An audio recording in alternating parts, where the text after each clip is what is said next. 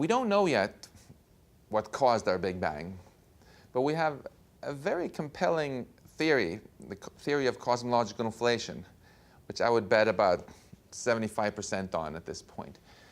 And what it says is that the cause of the Big Bang was you had a tiny speck weighing less than an apple worth of mass and taking a smaller space than a proton that had the strange property that when you expand it, its density doesn't dilute.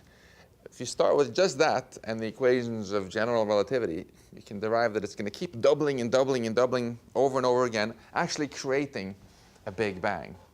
Sometimes journalists will mistakenly say that there was a Big Bang and then this inflation happened. But it's really exactly the other way around. It makes no sense to say that the beginnings of inflation was a hot Big Bang, because it was not particularly hot.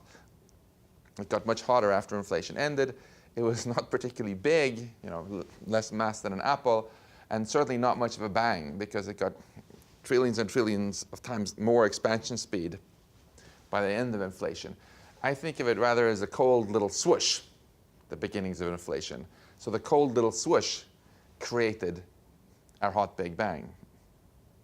I should add also that whatever created our Big Bang, I think it was some kind of physical mechanism. And whenever we've had a physical mechanism for creating anything, cars in a car factory or rabbits being created by mommy and daddy rabbit, this kind of mechanism tends to produce more than one of the thing that it produces. Car factories tend to produce more than one car, and rabbit parents tend to produce more than one baby rabbit. So if there's any kind of mechanism that made our Big Bang, it's pretty natural to expect that it would have created many Big Bangs. And we shouldn't be so arrogant as to just take for granted that ours was the only one.